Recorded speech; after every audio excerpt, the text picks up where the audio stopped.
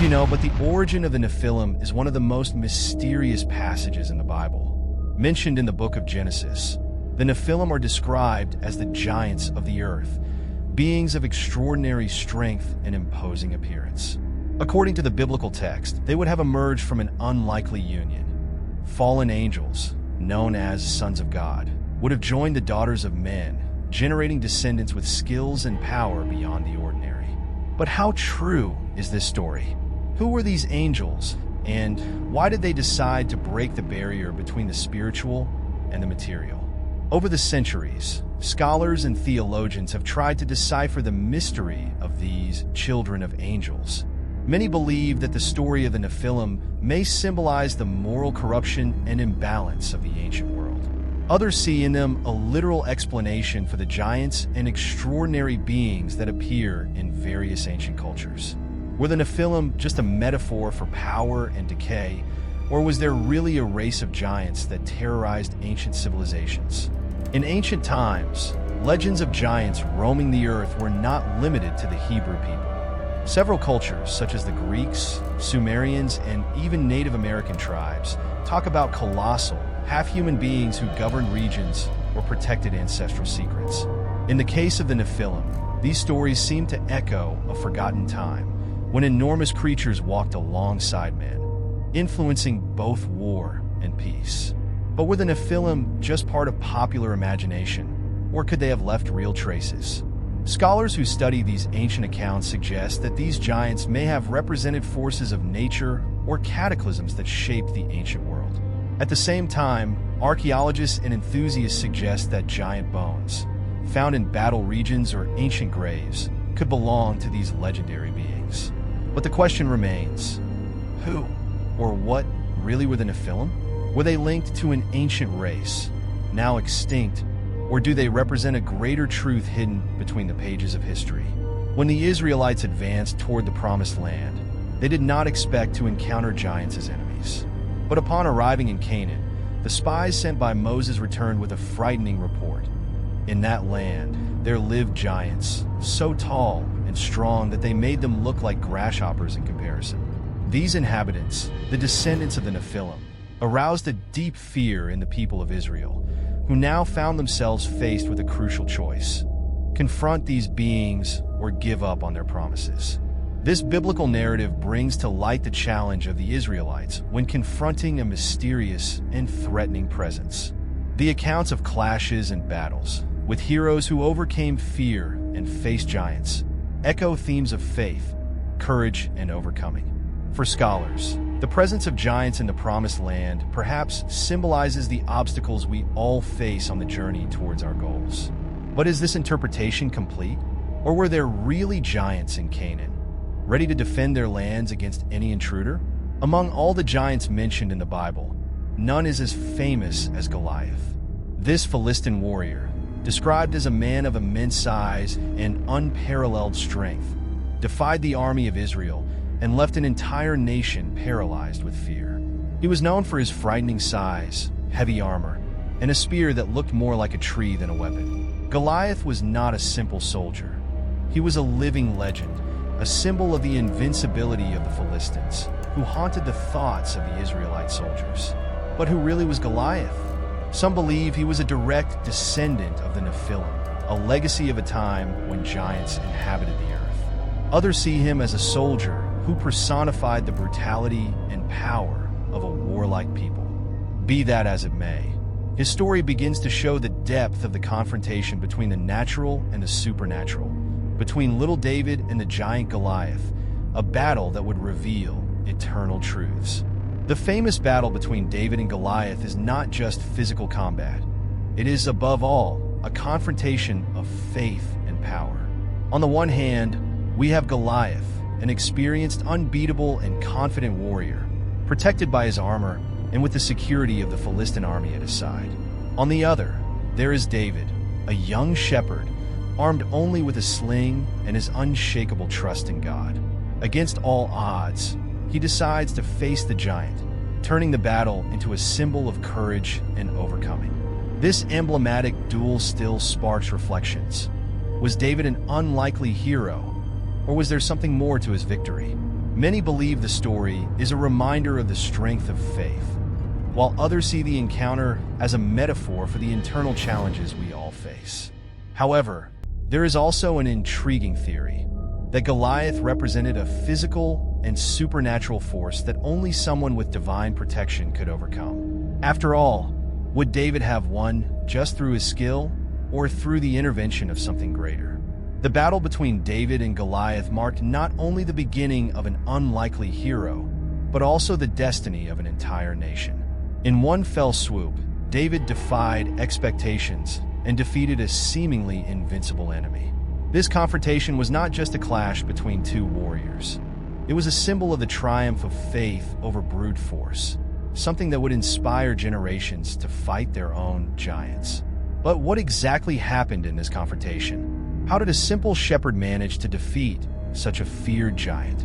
Scholars suggest that in addition to his dexterity with a sling, David had a confidence that went beyond simple physical preparation. He saw the battle with Goliath as a spiritual mission, an opportunity to prove the power of his faith before everyone. But does this completely explain the victory? Or did Goliath have a vulnerability that only someone like David could exploit? Either way, the impact of this victory changed history and launched David to greatness. But the mystery surrounding Goliath and his power still lingers.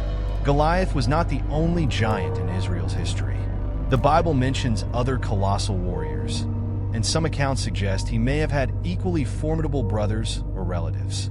In the city of Gath, for example, there were records of giants who frightened neighboring tribes, and many believe that Goliath was just one of several descendants of a powerful lineage. Who were these giants? Did they all carry the same fury and impressive strength as Goliath? These reports raise the hypothesis that a race of unusual warriors could have remained alive in isolated areas and continued their traditions of power.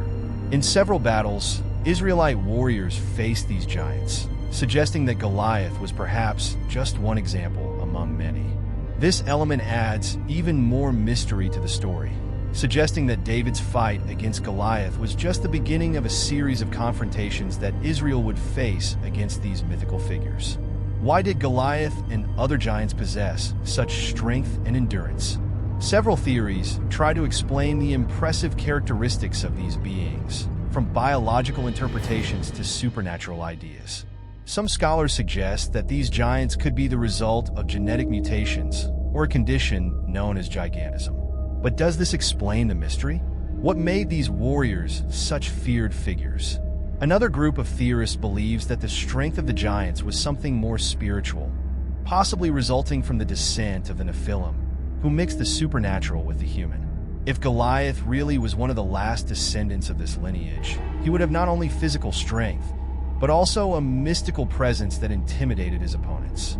Thus, these giants become symbols not only of physical strength, but of a power that transcends the human, fueling fear and admiration at the same time. The story of the Nephilim does not end in Genesis. They reappear elsewhere in the Bible, especially in books like Numbers, where reports of giants in the Promised Land resurface. These reports reinforce the idea that the presence of the Nephilim was a continuous mystery that permeated the imagination and fear of the Israelite people. But why were these giants, or their descendants, still present? Could it be that the destruction of the flood was not the end of this lineage?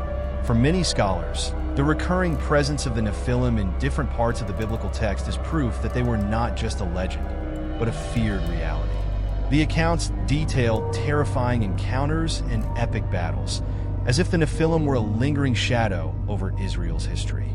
Do these appearances simply represent a fear of the unknown? Or do these giants really exist and continue to influence history in invisible ways? As archaeology and theology advance, many modern researchers attempt to explain the story of the Nephilim and Goliath in a new light. Some argue that biblical stories about giants may be related to archaeological discoveries, such as larger-than-normal bones, ancient structures, and even depictions of colossal human figures in Middle Eastern cultures. But how far does this evidence go? Do they prove the existence of the Nephilim? Other scholars take a more skeptical stance, suggesting that the giants may be a metaphor or symbolism for the enormous forces and challenges facing the people of Israel. However, the possibility that the legends are based on real events fascinates not only religious people, but also historians and researchers in search of answers. Modern science has not yet revealed all the secrets of the Nephilim, but interest continues, showing that the story of these giants still pulses in the collective imagination. Stories of the Nephilim are not limited to just the Bible. In cultures around the world, we find legends about giants with a striking resemblance to the Nephilim, reinforcing the mystery of their origin and purpose. Among the Greeks, the Titans were colossal beings and ancestors of the gods, while in Norse myths, giants like the Jotuns were an essential part of the cosmos and constantly challenged the gods. Are these stories echoes of an ancient and powerful civilization, or just cultural coincidences?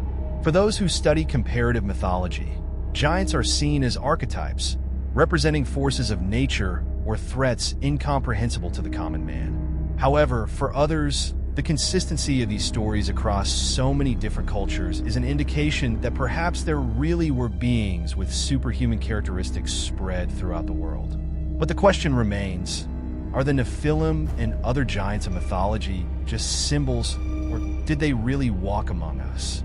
After so many reports and theories, the Nephilim continue to intrigue us. For many, they are a symbol of forces beyond human understanding. For others, they represent a historical mystery that may one day be revealed. The story of Goliath, with his unusual strength and unexpected defeat, is just one of the surviving fragments of the legends of the giants, but its impact is timeless. Could it be that the Nephilim were real and walked side by side with the ancients? Or do they represent something more, an idea about the limits of human power and the search for answers?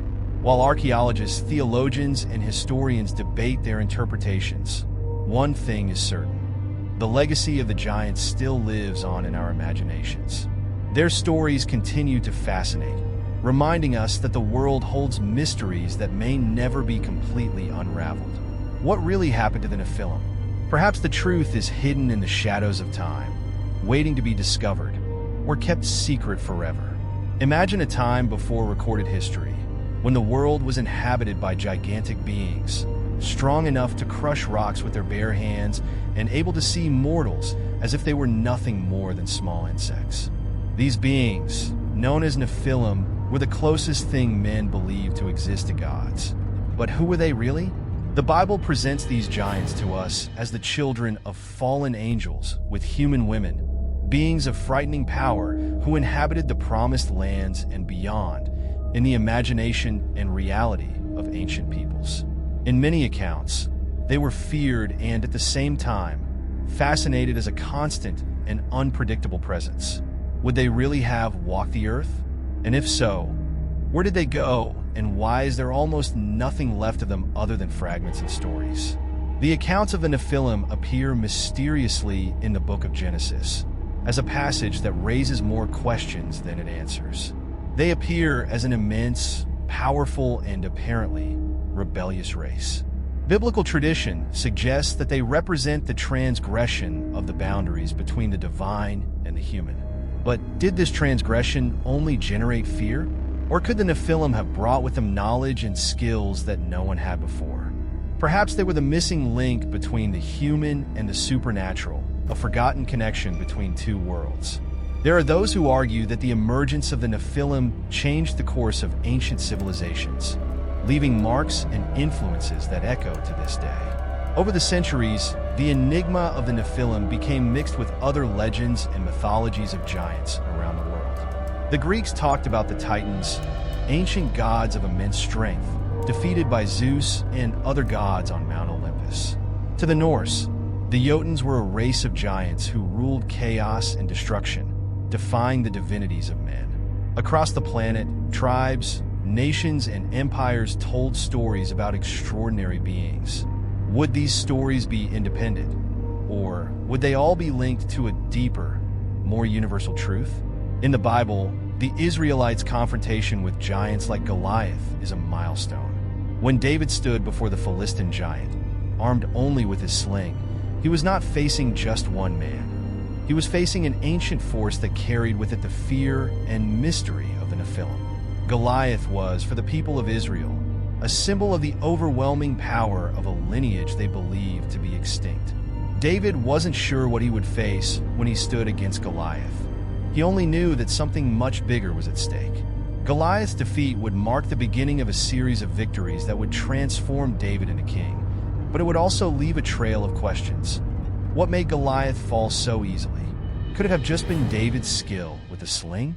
Or were unseen forces at play? And the most fascinating thing is that Goliath was not a solitary giant. Other biblical accounts mention giant warriors and even Goliath's brothers who roamed the region. At a time when these beings were seen as myths and, at the same time, real terrors, the Israelites developed a unique relationship with fear and reverence for these giants.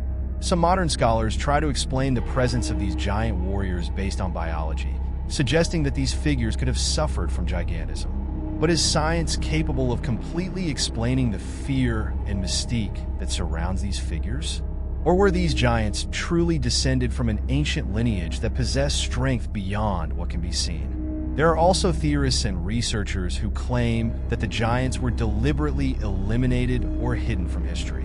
What could justify the lack of solid evidence about its existence? Were there secret groups interested in erasing the traces of the Nephilim?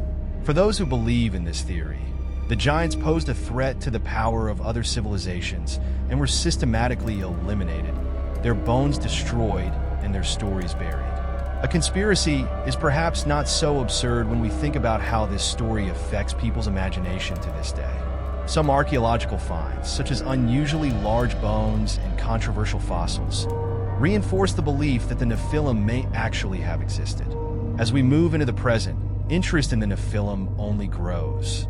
In museums, in conspiracy theories, and in the most diverse cultures, giants continue to be a haunting presence. Why don't they leave our collective memory? Why do they appear in the myths and stories of people who have never met?